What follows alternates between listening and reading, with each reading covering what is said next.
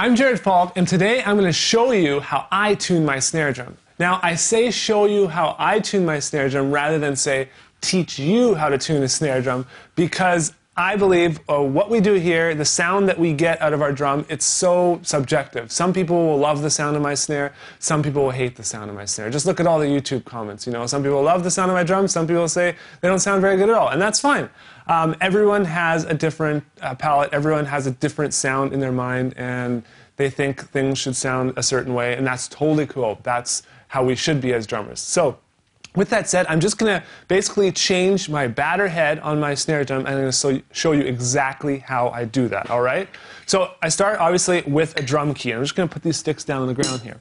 And I'm going to take off the top head, all right? And so what I do is I don't necessarily crank all these all the way loose, all the tension rods all the way loose. I just go around the drum and do like a half or quarter turn on each one. I just don't want to loosen it all the way here and then warp the rim or do anything to damage the drum. Very expensive drum. So I'm just going to go ahead and continue to loosen these until they become loose enough that I can actually just continue to loosen them with my fingers.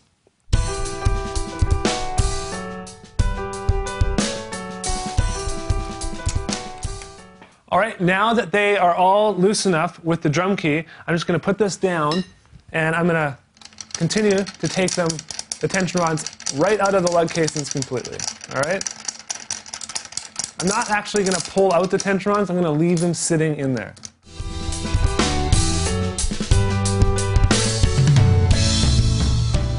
All right, now that all the tension rods are off, I'm just going to remove the rim from the drum. Okay? I'm just going to put this down here and try and leave the tension rods in there. You might as well. And you got the old head right here. I'm just going to take off the muffling that I did have on it. I'm actually putting on a different type of drum head. All right, and then I'm just going to chuck this out of the way. I'm just going to quickly wipe the shell of the drum. Sometimes I have a cloth when I do this, but I just want to make sure that there's no debris or dust on the edge of the drum there.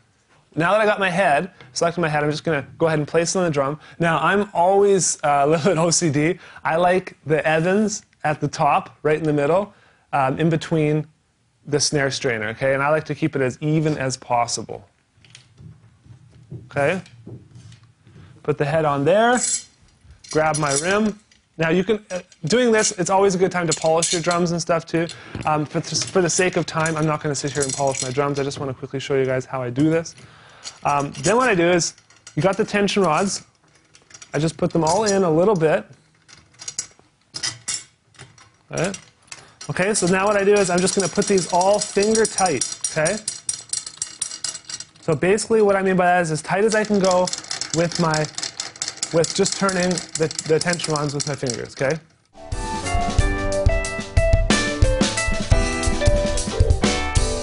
All right, now that I've done that, what I'm going to do is I'm going to do something that they call seating the drum head. And that is where I just take my fist, I put it in the middle of the drum head, and I just press down. Now, I could probably put all my weight on this, okay? I'm actually just going to stand up to it. And now I'm doing this on my snare stand. You may want to take it off your snare stand, just put it on the floor. And we're basically just stretching it out. Just like a guitar player would stretch out their guitar strings, we're going to stretch out the drum head. Okay, and then I'm going to turn him again with my hands. Try and tighten him up a little more. All right, now that we got that done, what I'm going to do is I'm going to start to tighten with my drum key. And I'm just going to turn like half or quarter turn. And I'm going to go across, okay? So I'm going to start here, and then go across. Then I'm going to move over here, turn, there.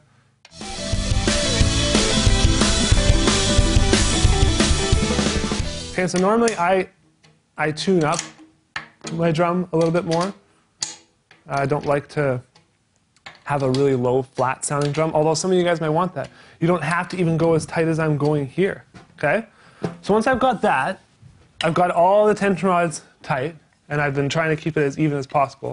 Then what I'm going to do is I'm just going to tap beside each tension rod and I'm going to listen to the tone. And then I'm going to try and match them all. Okay? Match all the tensions. Now there are things that you can use to do this. There's something called a Tama tension watch, and it's a little thing where you actually put by the tension rod and it measures the tension of the drum head right here. And so then you can put it by this tension rod, tighten this, and make them all even. Just kind of like a tire pressure gauge on your car or something like that. I prefer to not use that tool. I just like to, if it sounds good, then it's great. I don't necessarily want to use a tool like that, although if you guys really, really want to, go ahead, because you can probably get something that's more consistent. If you find a sound you really, really like, you can always go back to that tension. There's also other torque keys available that will only, as soon as you turn it and it becomes a certain, it's more difficult to turn, it'll actually stop you and it'll say, okay, that's as tight as you want to go, because that's how you've set the torque key. But I'm old school, I just go with this, and it always works for me. So now I'm just going to, like I said, listen to the tone beside each tension rod.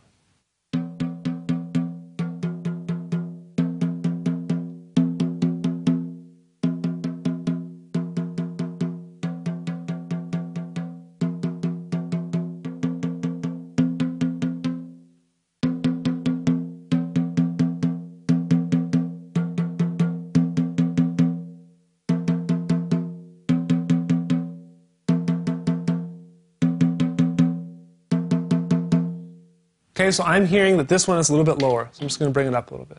Okay? Now I'm going to do this one over here. Go across. Those sound pretty good to me. And if you always do it the same way I did it, hand tightening, then quarter, half turn each one, it's going to be pretty even, and it's not going to take you that long to change a snare head.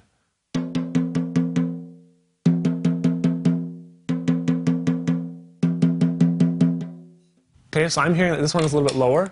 We'll go ahead and turn it up.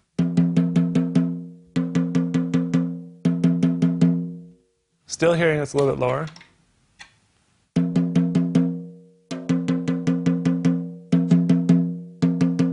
Okay, sounds better, but I'm going to come back to it because I want to make sure that these around here are similar tensions as well. Turn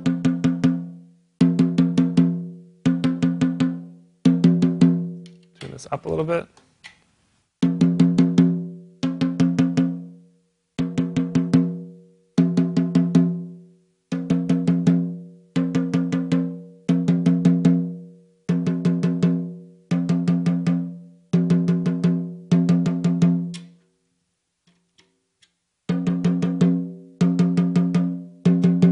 Okay, now we're getting closer. So now what I like to do is I like to put it in and actually just the whole way around the drum, just do like a half a turn.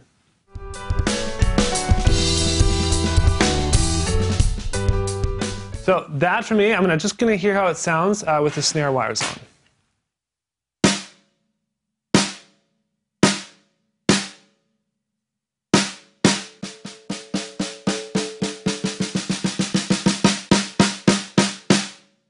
Okay, I think that sounds really good for starters. I'm actually going to go a little bit tighter though. I'm just going to go all the way around again.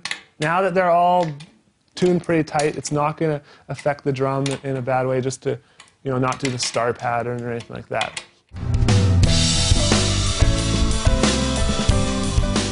Let's hear how it sounds.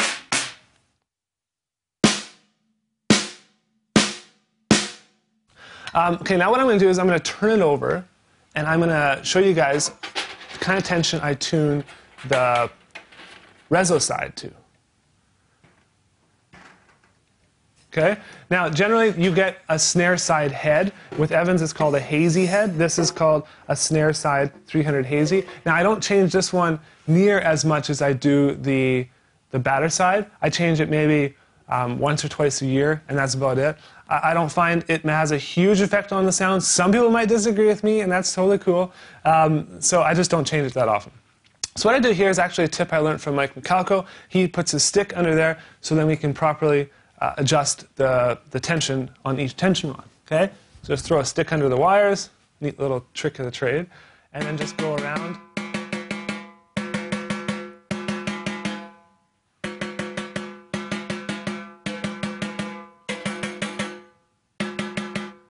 I don't find it because you're not hitting it and hitting the rim, it doesn't actually go out of tune a lot, and DW makes such great drums. So I actually don't need to do a lot. But now let's talk about the relation in between the rezzo, or the batter side, and the rezzo side, all right?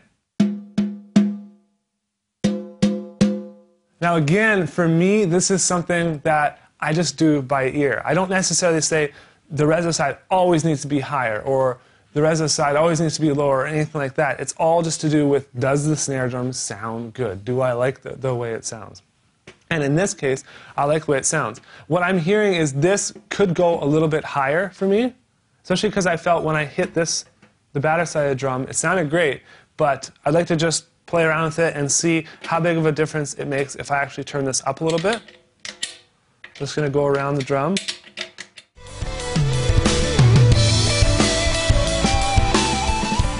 All right, so there we go. That's what I do there. It's not a lot. You know, you guys are probably thinking, wow, I thought there was more to it. But not for me, there isn't. Not so. Now, let's hear how it sounds.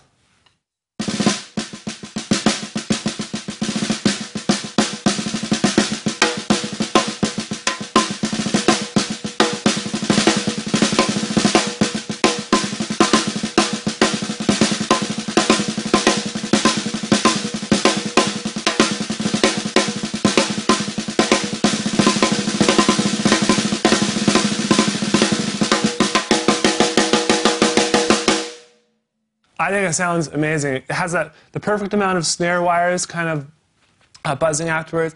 It has the perfect tone for me. It's not too high, it's not too low. I think it's great tension, it feels good. And yeah, again, that's one thing I liked about these drum heads is that they just tune so easily. It's actually really, really hard to tune them badly and make my drums sound horrible. So I hope that helped you guys. If you have any questions on this topic, please just leave them below, all right? I'm always checking the questions, and I might film a follow-up video, or I might just go in the comments and answer your questions. So if you do have any questions, please don't be shy. I'm here. I'm pretty much online every day, so I'm more than happy to help you. I love to talk drums. So thanks so much for watching this video, and I'll see you guys in the next one.